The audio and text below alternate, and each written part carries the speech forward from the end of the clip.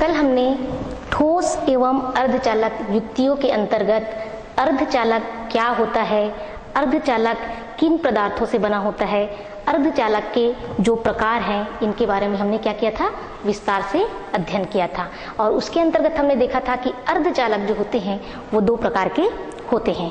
पहला जो होता है वो कौन सा होता है, निज अर्धचालक या आंतरिक अर्धचालक, या उसी को क्या कहते हैं, शुद्ध अर्धचालक, है ना। ठीक है। और जो दूसरा अर्धचालक होता है उसको हम क्या कहते हैं, बाह्य अर्धचालक या अशुद्ध अर्धचालक। और इसके बारे में हमने क्या किया था, कल डिटेल से विस्तार से देखा था कि जो निज अर्धचालक होता है वह शुद्ध अर्धचालक होता है, उसमें हम किसी भी प्रकार की मिलावट नहीं करते, है ना। लेकिन जो बाह्य अर्धचालक होता है उसमें हम क्या करते हैं, कुछ अशुद्धियां मिला देते हैं। ठीक है। तो उस प्रकार के अर्धचालक को क्या कहते हैं, बाह्य अर्धचालक। अशुद्धियों मिला देने से, अशुद्धियां जब हम मिला देते हैं तो क्या परिवर्तन होता है, उसकी चालकता बढ़ जाती है ना। Very good. उसकी जो चालकता होती है वो क्या हो जाती है, बढ़ जाती है। ठीक है। उसके आधार पे हमने देखा था कि हम क्या करते हैं, बाह्य अर्धचालक उसके आधार पे दो प्रकार के होते हैं। ठीक है। कौन कौन से होते थे, एन प्रकार के अर्धचालक होते थे, है ना, एन प्रकार। और दूसरा हमने क्या देखा था, पी प्रकार। ठीक। इसमें हमने एन प्रकार के बारे में विस्तार से अध्ययन किया था। ठीक। आज हम क्या करेंगे, आज हम पी प्रकार का अर्धचालक, उसकी संरचना, उसकी बनावट, उसकी क्रियाविधि, इसके बारे में देखेंगे। उसके साथ साथ हमने जो निज अर्धचालक व बाह्य अर्धचालक देखा है उसमें हम क्या करेंगे, अंतर को देखेंगे। और अर्धचालक में धारा का प्रवाह कैसे होता है इसके बारे में भी हम देखेंगे। ठीक है। तो आज हम क्या करेंगे, पी प्रकार का जो अर्धचालक है इसके बारे में हम अध्ययन करेंगे। ठीक है। तो जो दूसरा प्रकार होता है वो होता है पी प्रकार, या इसको क्या कहते हैं, ग्राही प्रकार का अर्धचालक।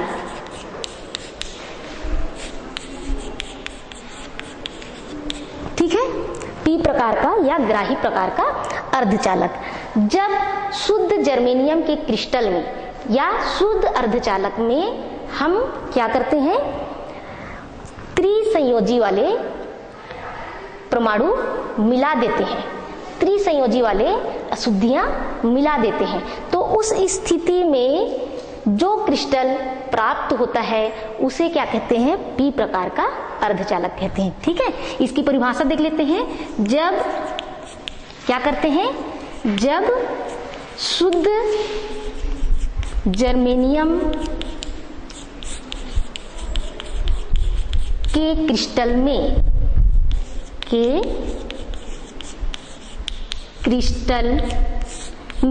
या इसी को क्या कहते हैं, शुद्ध अर्धचालक, है ना, शुद्ध अर्धचालक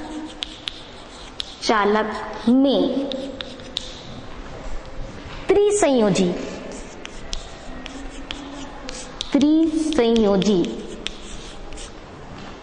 वाले परमाणु, है ना, त्रिसंयोजी परमाणु,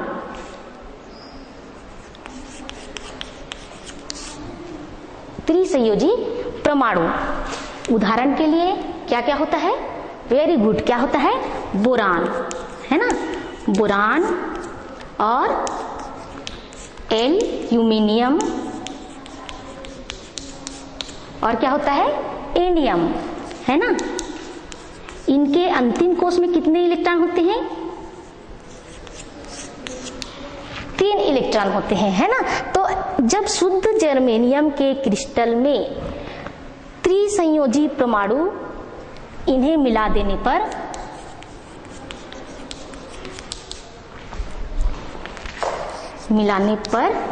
जो क्रिस्टल या जो अर्धचालक हमको प्राप्त होता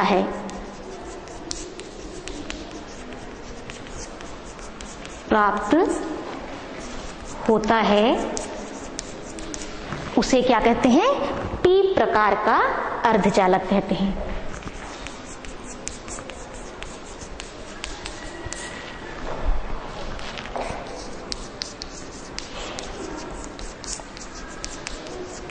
ठीक है।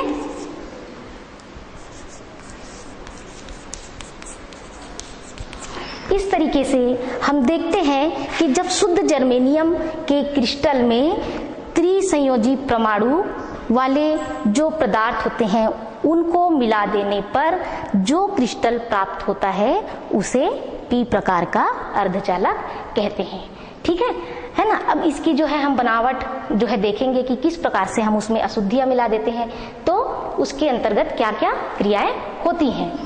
ठीक, शुद्ध जो पदार्थ है हमारे पास वो क्या है बताइए, जर्मेनियम है ना।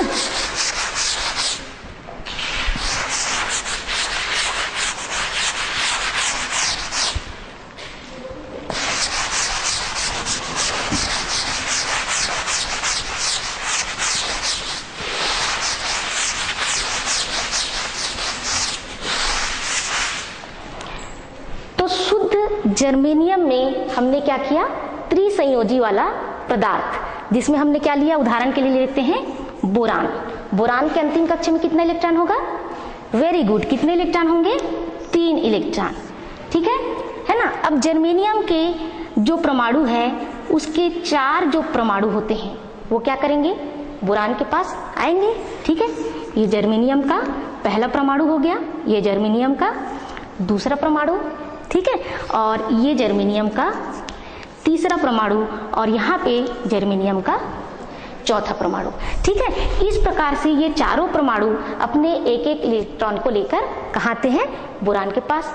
ठीक है, और ये बोरान के जो इलेक्ट्रॉन होते हैं इनके साथ क्या कर लेते हैं, सहसंयोजी बंध बना लेते हैं। ठीक है, लेकिन इसमें से 3 जो परमाणु होते हैं वही क्या कर सकते हैं, बोरान के अन्य 3 इलेक्ट्रॉनों के साथ अपना बंध बनाते हैं। लेकिन जो चौथा परमाणु होता है ये जब बोरान के पास आता है तो अब बोरान के पास कोई भी इलेक्ट्रॉन नहीं है। अब बोरान के पास कोई भी इलेक्ट्रॉन नहीं है, इसका मतलब है कि यहाँ जो स्थान है वो क्या हो गया, रिक्त हो गया, खाली हो गया, और इस रिक्त स्थान को हम क्या कहते हैं, होल कहते हैं। ठीक है ना, तो ये हो गया आपका होल।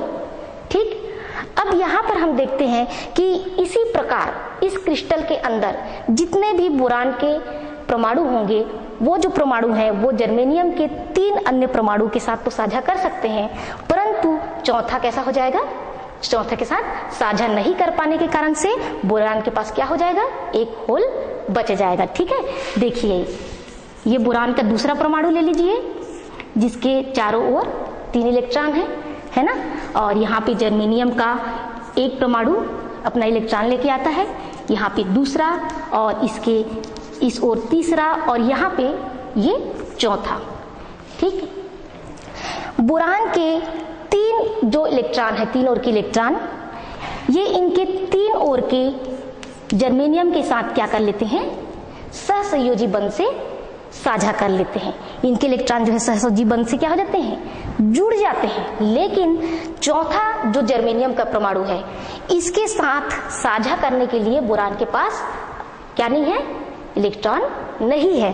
तो इस स्थिति में यहाँ पे क्या बच जाता है, होल हो जाता है, होल उत्पन्न हो जाता है। ठीक है, और हम जानते हैं कि होल को हम क्या कहते हैं, होल को क्या कहते हैं, धनावेशित कण, है ना। ठीक है, तो इस प्रकार से इस क्रिस्टल के अंदर यही क्रियाविधि के कारण से बोरान के क्या हो जाएंगे, होल जो है यहाँ पे काफी मात्रा में उपलब्ध हो जाएंगे। ठीक है ना। तो इस प्रकार जब होल काफी मात्रा में आ जाते हैं तो यहाँ पे आवेशवाहक कौन हो जाता है, आवेशवाहक होल हो जाता है। ठीक, तो इस प्रकार टी प्रकार के जो अर्धचालक होते हैं उसमें होलों की संख्या बहुत अधिक होने के कारण से होल जो होते हैं वो आवेशवाहक की भांति काम करते हैं। ठीक है ना। अब देखिए यहाँ पे जो हमने अशुद्धि मिलाई है, अशुद्धि क्या है, बोरान, है ना, और शुद्ध पदार्थ कौन सा है, जर्मेनियम। ठीक है, जो हमने अशुद्धि मिलाई है वो अशुद्धि क्या कर सकता है, शुद्ध पदार्थ से इलेक्ट्रॉन लेने की क्षमता रखता है। क्या करता है, इलेक्ट्रॉन लेने की क्षमता रखता है, क्योंकि इसके पास क्या है, होल है, ठीक है। तो ये होल जो होते हैं यहाँ से इलेक्ट्रॉन लेने की क्षमता रखता है या इलेक्ट्रॉन ले सकता है, इसलिए इसको क्या कहते हैं, ग्राही प्रकार का अर्धचालक कहते हैं, ठीक है ना। तो इस प्रकार हम क्या कह सकते हैं कि पी प्रकार का अर्धचालक क्या है, ग्राही प्रकार का अर्धचालक है, ठीक। यहाँ तक आपको बात समझ आ गई है ना। अब इसके अंदर क्या क्रियाविधि होती है, ठीक। ये जो बोरान का जो होल है ये क्या करने का प्रयास करता है, ये जो है इलेक्ट्रॉन ग्रहण करने का प्रयास करता है, ठीक। इसको इलेक्ट्रॉन ग्रहण करने के प्रयास के कारण से यहाँ का जो उसके बगल में जो बंध बना होता है ये क्या हो जाता है, ब्रेक हो जाता है, ठीक है। क्योंकि ये क्या चाहता है, इलेक्ट्रॉन ग्रहण करना चाहता है। तो इसके समीप का जो बंध होता है वो ब्रेक हो जाता है, टूट जाता है, और वहां का जो इलेक्ट्रॉन होता है वो कहां पे आ जाता है, इस होल में आ जाता है। इलेक्ट्रॉन जो है कहां जाता है, होल में आ जाता है, जिसके कारण से चूंकि यहां से इलेक्ट्रॉन क्या किया, यहां से निकल करके इस होल में आ गया, तो इस जगह में क्या उत्पन्न हो जाएगा, इस जगह में होल उत्पन्न हो जाएगा, ठीक है। क्लियर है, समझ आया है ना। तो यहाँ पर क्या हो जाता है, होल उत्पन्न हो जाता है। अब जब यहाँ पे होल उत्पन्न हो जाता है तो ये क्या करेगा, ये पुनः इलेक्ट्रॉन प्राप्त करने का प्रयास करेगा। तो इसके जो साइड में या बगल में जो बंध बना है वहां से ये बंध टूट जाता है और पुनः इसका जो इलेक्ट्रॉन है ये निकल कर कहाँ पे आ जाता है, होल में आ जाता है, ठीक है। और जैसे ही यहाँ का इलेक्ट्रॉन यहाँ आता है, यहाँ पे क्या निर्मित हो जाता है, होल निर्मित हो जाता है। इस प्रकार इस पूरे क्रिस्टल के अंदर क्या करता है, होल गति करते रहता है ना। जैसे ही इलेक्ट्रॉन से होल पूरा कंप्लीट होता है, पूरा होता है, वैसे ही उस इलेक्ट्रॉन के स्थान में क्या हो जाता है, होल निर्मित हो जाता है। और ये क्रियाविधि इसमें क्या होते रहती है, चलते रहती है, ठीक। अब यदि हम इसमें विद्युत क्षेत्र आरोपित कर दें, ठीक है, यदि हम इसमें क्या कर दें, विद्युत क्षेत्र आरोपित कर दें, तो जो इलेक्ट्रॉन यहाँ पे मुक्त होते हैं वो कहाँ की ओर जाएंगे, धन सिरे की ओर जाएंगे, और जो होल जो मुक्त होते हैं वो कहाँ जाएंगे, ऋण सिरे की ओर जाएंगे, और यहाँ पे फिर चालन जो है क्या हो जाएगा, संभव हो जाएगा, ठीक है। इस तरीके से हम पी प्रकार के अर्धचालक में देखते हैं कि आवेश किस तरीके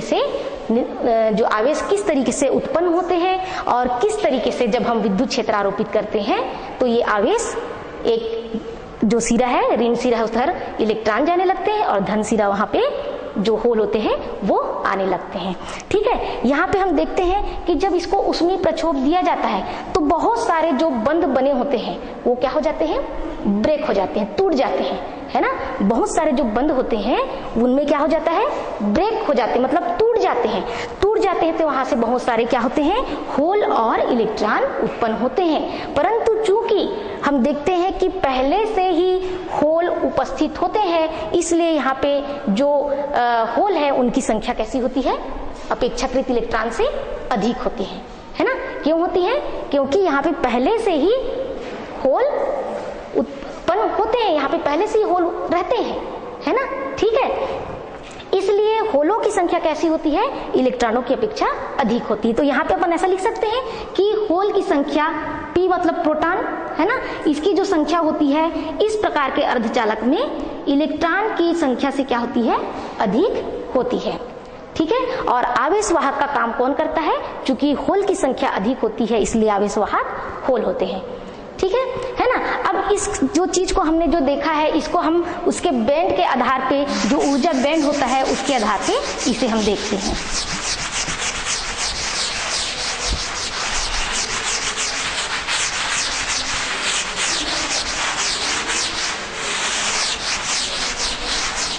तो कल हमने आपको बताया था कि क्या होता है, एक जो होता है नीचे, ये कौन सा बैंड होता है, संयोजकता बैंड,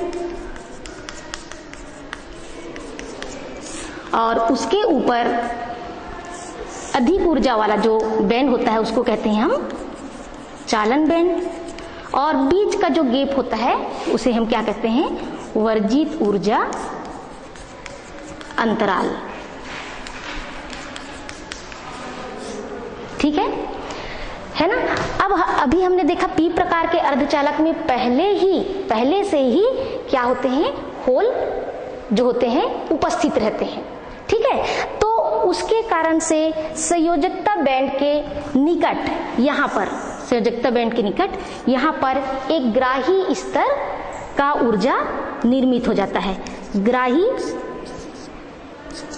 स्तर, ग्राही ऊर्जा स्तर, है ना।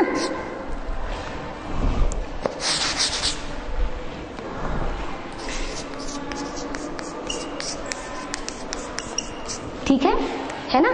चूंकि जो होल पहले से ही पी प्रकार के अर्धचालक में होते हैं, इस कारण संयोजकता बैंड के निकट ग्राही ऊर्जा स्तर का एक स्तर निर्मित हो जाता है ना। अब आपको मालूम है कि संयोजकता बैंड में इलेक्ट्रॉन से संयोजकता बैंड भरे होते हैं। ठीक है, यहाँ से जो इलेक्ट्रॉन होते हैं, जब इसको ऊष्मीय प्रक्षोभ मिलता है तो वो कहाँ चले जाते हैं, इन ग्राही ऊर्जा स्तरों में चले जाते हैं। ठीक है, जब इनको ऊष्मीय प्रक्षोभ मिलता है तो क्या करते हैं, ये संयोजकता बैंड से कहाँ चले जाते हैं, ग्राही ऊर्जा स्तर में ये इलेक्ट्रॉन चले जाते हैं, और यहाँ पर फिर जो बच जाते हैं ये हो जाते हैं आपके होल। ठीक है, इलेक्ट्रॉन कहाँ चले गए, इलेक्ट्रॉन चले गए ग्राही ऊर्जा स्तर में, और संयोजकता बैंड में क्या बच जाते हैं, होल बच जाते हैं। इस तरीके से पी प्रकार के अर्धचालक में जो फर्मी स्तर होता है ऊर्जा का, वो किसके नजदीक रहता है, संयोजकता बैंड के नजदीक रहता है। ठीक है ना। इस तरीके से हम पी प्रकार के अर्धचालक को देखते हैं कि ये जो अर्धचालक होता है इसमें त्रिसंयोजी परमाणु वाली अशुद्धियां मिलाई जाती है, जिसके कारण से होलों की संख्या क्या हो जाती है, अधिक हो जाती है, और होल आवेशवाहक की भांति काम करता है। और होल चूंकि एक इलेक्ट्रॉन जो है ग्रहण करने की क्षमता रखता है, इसलिए उसको ग्राही प्रकार का अर्धचालक कहते हैं। ठीक है, यहां तक ये बात समझ आई। अब हम जो निज अर्धचालक और बाह्य अर्धचालक देखे हैं, उनके बीच में हम क्या देखेंगे, अंतर देखेंगे। ठीक है, तो सबसे पहले देखते हैं निज अर्धचालक।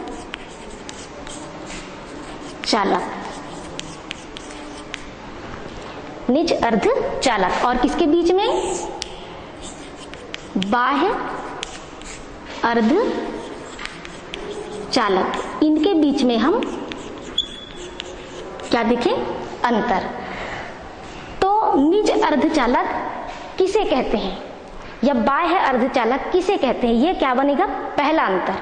हमने देखा है कि निज अर्धचालक शुद्ध जो पदार्थ होता है, शुद्ध जो क्रिस्टल होता है, वो निज अर्धचालक कहलाता है ना। शुद्ध अर्धचालक से बने क्रिस्टल को क्या कहते हैं, निज अर्धचालक कहते हैं। यानी इसमें किसी प्रकार की हम अशुद्धियों का प्रयोग नहीं करते।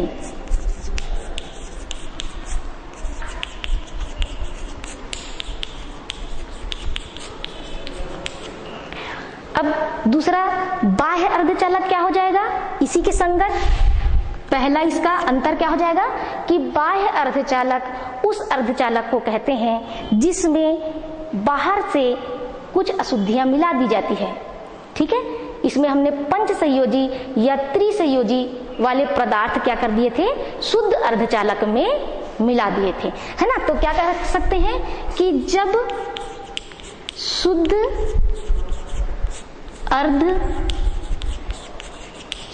में बाहर से पंच संयोजी या त्रिसंयोजी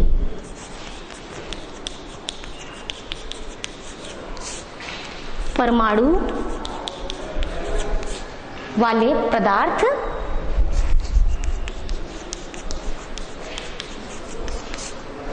मिलाने पर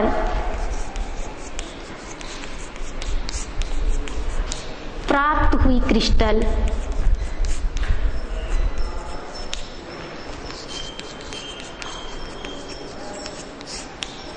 प्राप्त हुई क्रिस्टल को क्या कहते हैं? बाह्य अर्धचालक कहते हैं।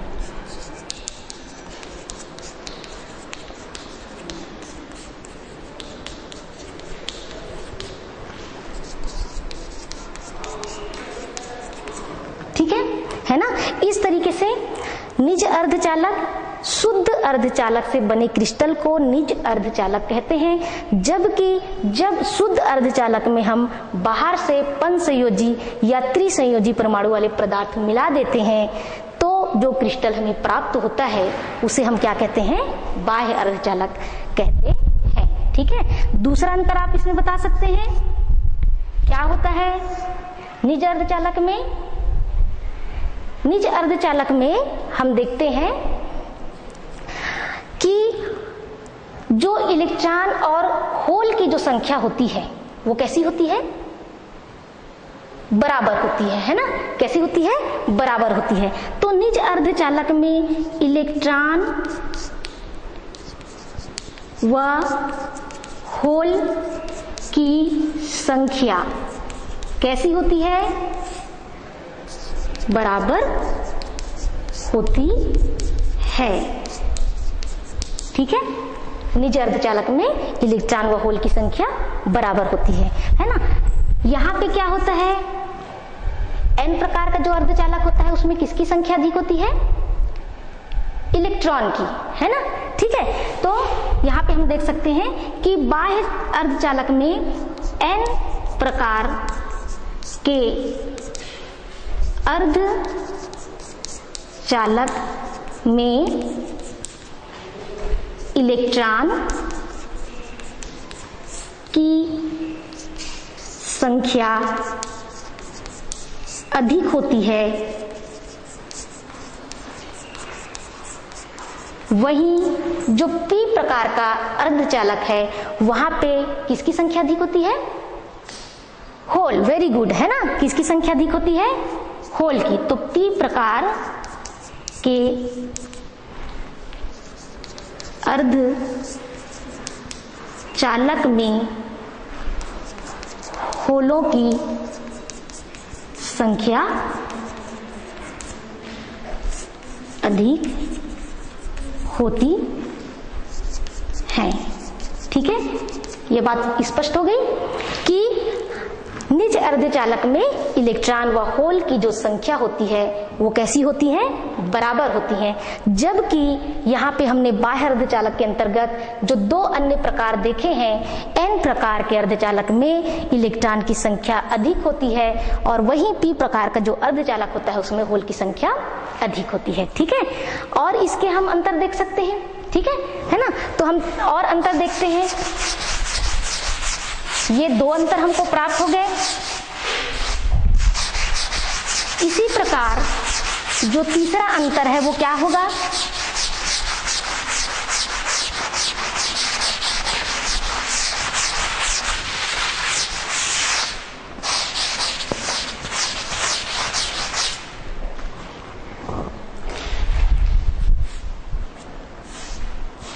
इसी प्रकार हम निज अर्धचालक के तीसरा अंतर देख सकते हैं कि निज अर्धचालक में जो फर्मी स्तर होता है वो जो है क्या होता है? फर्मी स्तर जो होता है वह बीच में होता है ना? जो आपका जो चालन बैंड होता है और संयोजकता बैंड होता है उसके बीच में वह होता है।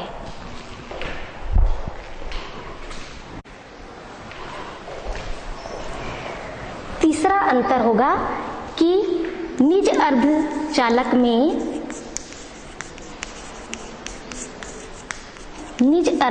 में फर्मी स्तर जो होता है वो कहाँ पे होता है? वर्जित फर्मी स्तर कहाँ पे होता है? संयोजकता बैंड और चालन बैंड के केंद्र पर, है ना? मध्य पर। निज अर्धचालक में फर्मी स्तर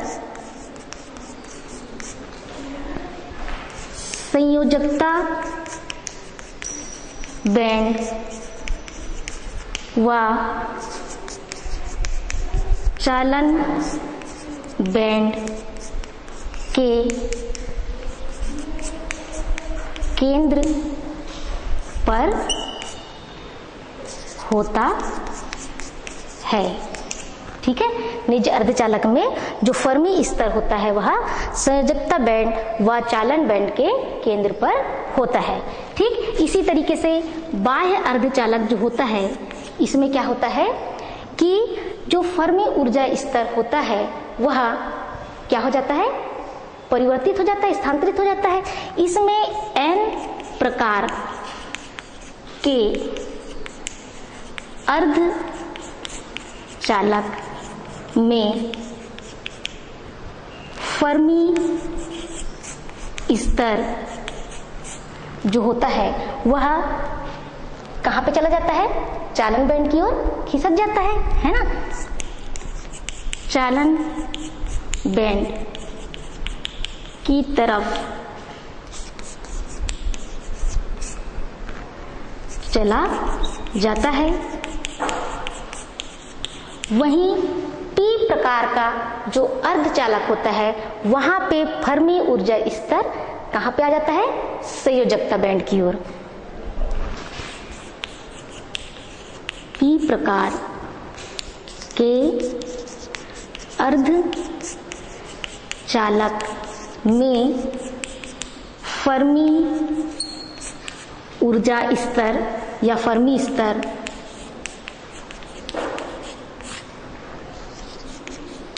संयोजकता बैंड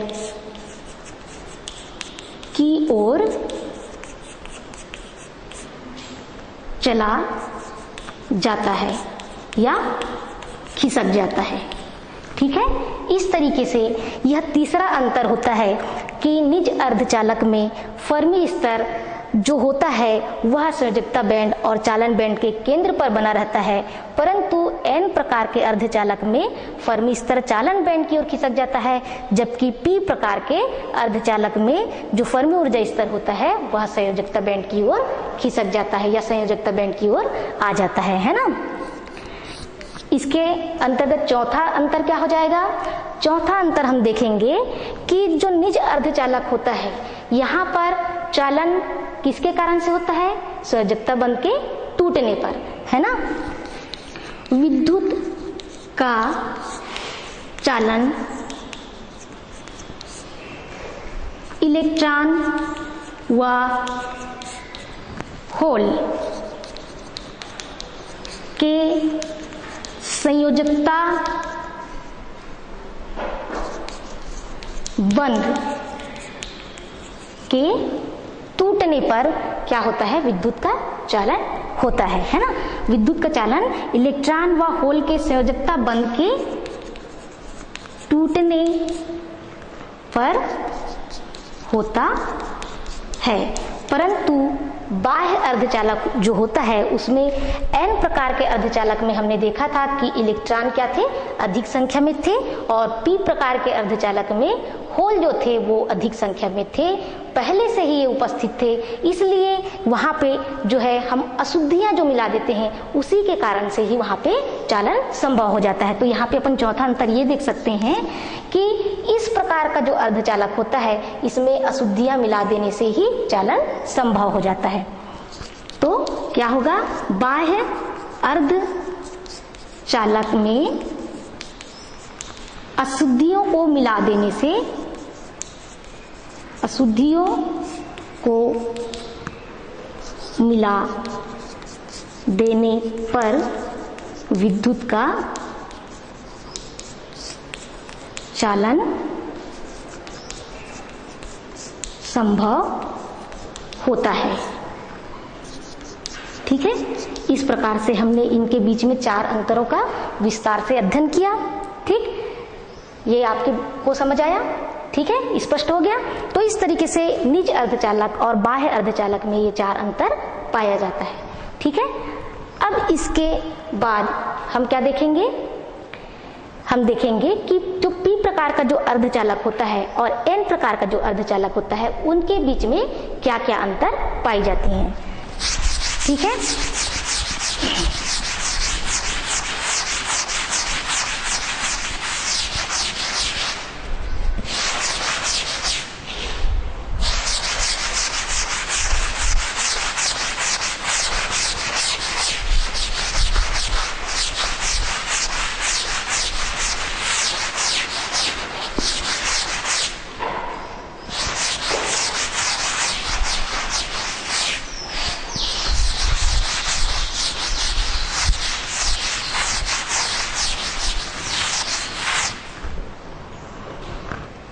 देखिए n प्रकार का अर्धचालक,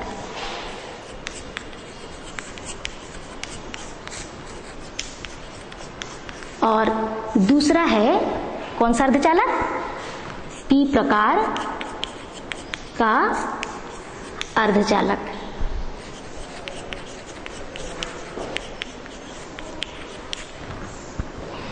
इसमें आप अंतर बता सकते हैं क्या होता है। n प्रकार के अर्धचालक में किसकी संख्या अधिक होती है? हाँ, किसकी संख्या अधिक होती है? इलेक्ट्रॉन की संख्या, है ना, वेरी गुड। तो n प्रकार का जो अर्धचालक होता है इसमें इलेक्ट्रॉन की संख्या अधिक होती है। इसको हम लिख सकते हैं, इलेक्ट्रॉन की संख्या अधिक होती है, ठीक है। दूसरा p प्रकार का जो अर्धचालक हम देख रहे हैं इसमें क्या हो जाएगा, इसमें किसकी संख्या अधिक होती है? होलों की संख्या अधिक होती है ना, या धन कणों की संख्या अधिक होती है। तो यहाँ पे आप लिख सकते हैं, बता सकते हैं कि होलों की संख्या, या लिख सकते हैं धन कणों की संख्या की अधिकता होती है, ठीक है। सेकेंड अंतर हम क्या देख सकते हैं? सेकेंड अंतर हम इसकी परिभाषा को देख सकते हैं कि n प्रकार का अर्धचालक किस प्रकार से बनता है, कैसे निर्मित होता है। जब शुद्ध जर्मेनियम के क्रिस्टल में क्या किया जाता है, पंच संयोजी वाले परमाणु वाले पदार्थ को मिला दिया जाता है, तब n प्रकार का अर्धचालक बनता है, ठीक है। तो इसको लिख सकते हैं कि जब शुद्ध जर्मेनियम के क्रिस्टल में क्या कर दिया जाता है, पंच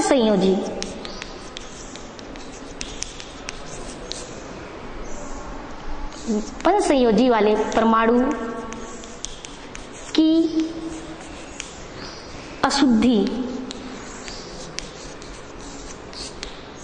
अशुद्धियां मिलाने पर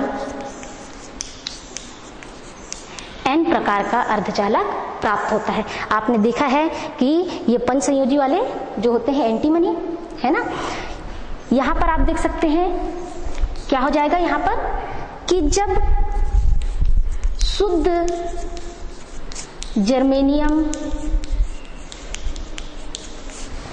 के क्रिस्टल में त्रिसंयोजी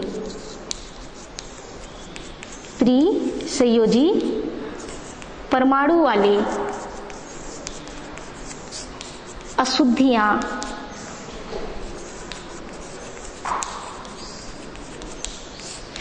मिलाने पर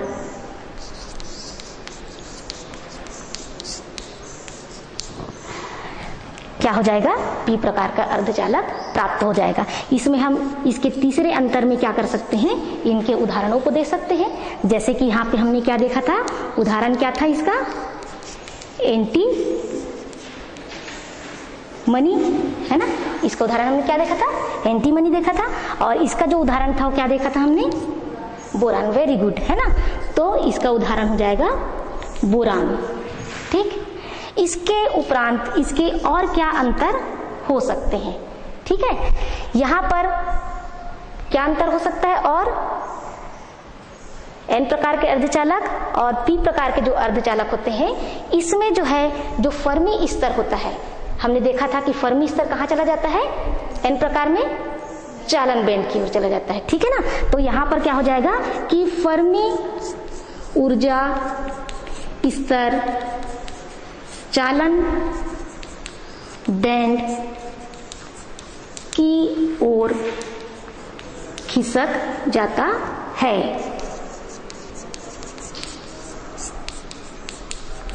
या चला जाता है, ठीक है। जबकि आपका यहाँ पे क्या होता है कि जो फर्मी ऊर्जा स्तर होता है, फर्मी ऊर्जा स्तर क्या हो जाता है, संयोजकता बैंड की ओर चला जाता है।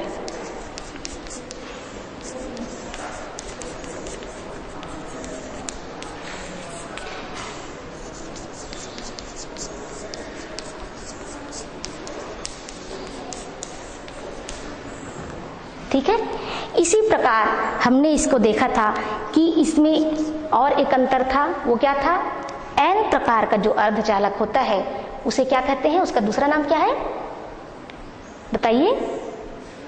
एन प्रकार के अर्धचालक का दूसरा नाम क्या है, ग्राही प्रकार का अर्धचालक, है ना। क्या हो जाता है, इसका दूसरा नाम ग्राही प्रकार का अर्धचालक। तो हम इसको बता सकते हैं कि जो एन प्रकार का अर्धचालक है उसे ग्राही प्रकार का अर्धचालक भी कहते हैं, है ना। और यहाँ पे क्या हो जाएगा, हाँ यहाँ पे वेरी गुड, है ना, क्या हो जाएगा, इसको क्या कहते हैं, पी प्रकार का जो अर्धचालक है इसे हम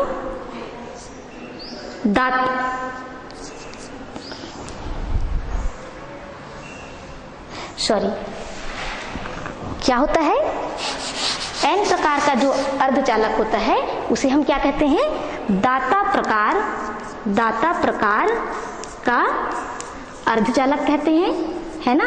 और पी प्रकार के अर्धचालक को क्या कहते हैं, ग्राही प्रकार का अर्धचालक कहते हैं। ठीक है,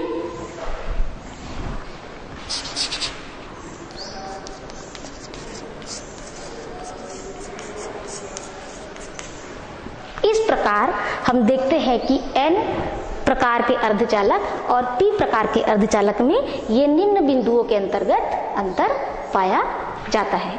ठीक है, यहाँ तक स्पष्ट हो गया, इन दोनों के बीच में अंतर समझ आ गया। अब इसके पश्चात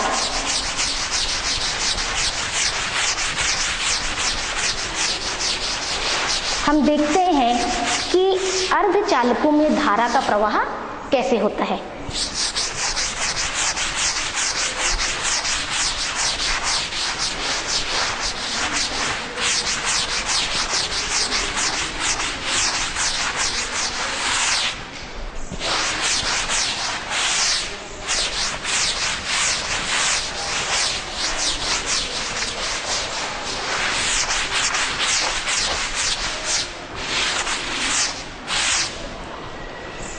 ठीक है, तो जो अर्धचालक होते हैं उसमें धारा का प्रवाह कैसे होता है। अर्धचालकों में धारा का प्रवाह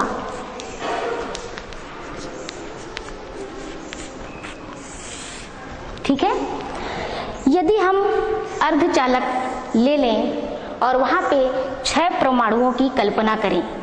ये अंदर में आपको मालूम है कि क्या होता है, परमाणु के अंदर में नाभिक में प्रोटॉन होते हैं और उसके चारों ओर इन कक्षाओं में इलेक्ट्रॉन घूमते रहते हैं। ठीक है, तो यहाँ पे हम पहला परमाणु ले लेते हैं, उसी तरीके से यहाँ दूसरा परमाणु और ये तीसरा परमाणु, इसी तरीके से चौथा और पांचवा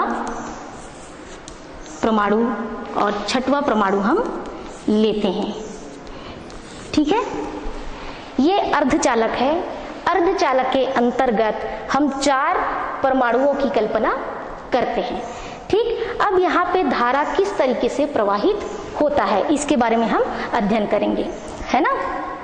तो यहाँ पर हम देखते हैं कि जो पहले तो जब इसको ऊष्मा प्राप्त नहीं होता है उस समय यहाँ पे कोई भी इलेक्ट्रॉन मुक्त अवस्था में नहीं होते हैं, परंतु जब इसे ऊष्मा प्राप्त होता है तो क्या होता है कि परमाणु से इलेक्ट्रॉन बाहर निकल जाते हैं।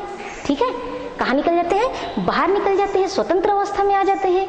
और जब हम विद्युत क्षेत्र आरोपित करते हैं तो इलेक्ट्रॉन किस दिशा में चलेंगे, धन क्षेत्र की ओर, है ना। जब हम यहाँ पे विद्युत क्षेत्र आरोपित कर देते हैं, ये मान लेते हैं धन सिरा है, ये ऋण सिरा है, इस प्रकार से, तो प्रारंभ में हमने देखा कि यहाँ पे कोई भी इलेक्ट्रॉन नहीं था। ठीक, परंतु ऊष्मा प्राप्त करने के बाद पहले परमाणु से एक इलेक्ट्रॉन क्या हो जाता है, एक इलेक्ट्रॉन निकल जाता है, मुक्त हो जाता है। और जैसे ही हम विद्युत क्षेत्र आरोपित करते हैं तो ये इलेक्ट्रॉन अपने गुण के अनुसार किस सिरे की ओर, धन सिरे की ओर गति करने लगता है। अब आप पाएंगे कि यहाँ पे एक जो इलेक्ट्रॉन निकल गया है वहां क्या बन गया, होल बन गया। क्या बन गया, होल बन गया। अब जब यहाँ होल निर्मित हो जाता है तो जो दूसरा परमाणु है वहां का एक इलेक्ट्रॉन जो यहाँ पे था वो निकल कर कहाँ आ जाता है, पहले वाले परमाणु में के होल में आ जाता है। ठीक है, और जैसे ही वो यहाँ आता है यहाँ पे क्या हो जाएगा, एक होल निर्मित हो जाएगा। ठीक इसी तरीके से तीसरा जो परमाणु है, यहाँ जो इलेक्ट्रॉन उपस्थित है वो दूसरे परमाणु में के होल में आ जाता है और यहाँ होल निर्मित हो जाता है। इसी प्रकार चौथा परमाणु का जो इलेक्ट्रॉन होता है तीसरे परमाणु में आ जाता है और यहाँ पे होल निर्मित हो जाता है। यही क्रिया पांचवें परमाणु में होता है कि यहाँ का इलेक्ट्रॉन निकलकर यहाँ आ जाता है और यहाँ पे क्या हो जाता है, होल निर्मित हो जाता है। इसी तरीके से छठवां परमाणु की बात करें तो यहाँ का जो इलेक्ट्रॉन होता है वो कहाँ चला जाता है, पांचवें में चला जाता है और यहाँ पे क्या बन जाता है, होल बन जाता है। तो इस तरीके से जो है इलेक्ट्रॉन इस ओर बढ़ रहा है और होल कहाँ बढ़ रहा है, उस ओर बढ़ रहा है। ठीक है, अंतिम परमाणु की बात करें, छठवें परमाणु में जैसे ही होल निर्मित होता है बैटरी के ऋण सिरे से एक इलेक्ट्रॉन कहाँ चला जाता है, कहाँ चला जाता है, छठवें परमाणु में चला जाता है। इस तरीके से इलेक्ट्रॉन जो होते हैं वो विद्युत क्षेत्र यहाँ बैटरी में चलते रहते हैं और होल कहाँ चलते हैं, इसके अंदर गति करते रहते हैं। हमने देखा होल निर्मित होते चला गया था। ठीक है, इस प्रकार से इलेक्ट्रॉन और होल के प्रवाह के कारण से ही अर्धचालकों में धारा प्रवाह होता है। ठीक है, ये समझ आ गया है ना। तो इस प्रकार की ये जो गतिविधियां हैं अर्धचालकों में चलती रहती हैं और जिसके कारण से धारा का प्रवाह संभव होता है। ठीक है, अब आप अर्धचालकों के बारे में काफी जानकारी आपने प्राप्त करी। इनका दैनिक आप उपयोग देखते हैं, कहीं आपको ये दिखाई देते हैं अर्धचालक।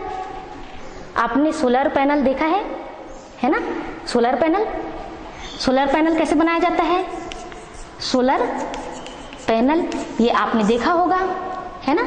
सोलर पैनल इस प्रकार से बनाते हैं। इसकी दिशा कहाँ पे होती है, बिल्कुल सही जवाब है ना। इसकी जो दिशा होती है वो सूर्य की दिशा में होती है इस प्रकार से। और यहाँ पे काफी इस प्रकार से छोटे छोटे ऐसे क्या बने होते हैं, प्लेट बने होते हैं। ठीक, ये प्लेट किसके बने होते हैं, क्या आप बता सकते हैं ये प्लेट किसके बने होते हैं, किनसे, बिल्कुल सही जवाब, अर्धचालकों से ये बने होते हैं। ठीक है ना। और ये जो अर्धचालक होते हैं है ना, इस पर जब सूर्य की किरणें पड़ती हैं तब ये अर्धचालक में से इलेक्ट्रॉन और होलों का प्रभाव होता है और ये जो इलेक्ट्रॉन और होल जब प्रवाहित होते हैं तो इसी से क्या उत्पन्न होता है, धारा उत्पन्न होता है या विद्युत उत्पन्न होता है। और इस विद्युत को हम बैटरी में क्या करते हैं, संचित करके रखते हैं, जिनका उपयोग हम कई प्रकार से कर सकते हैं। जैसे कहाँ पे किया जाता है इनका उपयोग, कई जो ग्रामीण क्षेत्र जो होते हैं वहां पर विद्युत प्राप्त करना मुश्किल होता है। ऐसे स्थिति में सोलर पैनल का प्रयोग करके वहां विद्युत की प्राप्ति की जा सकती है ना। साथ ही साथ रेडियो, टीवी, दूरदर्शन इनका आपको सही संचालन करना है तो इसके लिए भी हमको विद्युत की आवश्यकता है। तो यहाँ पे हम क्या कर सकते हैं, सोलर पैनल से विद्युत प्राप्त करके इनका भी हम संचालन कर सकते हैं। इसी प्रकार इस प्रश्न का आपको उत्तर जो है मालूम हो सकता है कि जब अंतरिक्ष यात्री कहाँ जाते हैं, अंतरिक्ष में जाते हैं या जो उपग्रह, कृत्रिम उपग्रह बने होते हैं उनको अंतरिक्ष में भेजा जाता है तो वहां पे विद्युत की व्यवस्था किस माध्यम से होती है, क्या आप इस बारे में जान सकते हैं, उत्तर दे सकते हैं, बताइए कैसी व्यवस्था होती होगी वहां। इन्हीं सोलर पैनलों के माध्यम से वहां पे विद्युत की पूर्ति होती है। वहां पे विद्युत कैसे प्राप्त किया जा सकता है ना। तो इन सोलर पैनल के माध्यम से ही वहां पे जो कृत्रिम उपग्रह होते हैं या अंतरिक्ष यात्री होते हैं वे विद्युत को प्राप्त कर सकते हैं। ठीक है, इसी तरीके से आप देख सकते हो कि जो हम देखते हैं कि हमारे बॉम्बे के जो हैं वहां पे क्या निकाला जाता है, तेल निकाला जाता है कुओं से, है ना। जो पेट्रोल हो गया, डीजल हो गया, है ना, ये निकाला जाता है। तो ये जब तट से काफी दूर होते हैं, ऐसी स्थिति में वहां के कुओं से जब हमको तेल निकालना रहता है तो विद्युत कहाँ से प्राप्त करें, तो उसके लिए भी इसी सोलर पैनल का प्रयोग करके विद्युत की प्राप्ति की जाती है और कुओं से तेल निकाला जाता है। ठीक है, तो इस प्रकार से ये जो है सोलर पैनल काम करता है, जिसमें क्या लगा होता है, जिसके बारे में हमने अभी अध्ययन किया, अर्धचालक लगा होता है। ठीक है, तो ये आपका यहीं पे जो है हम इसका अध्ययन जो किए इसके विषय में, और कल जो है हम और भी इसके विषय में काफी अध्ययन करेंगे विस्तार से। धन्यवाद।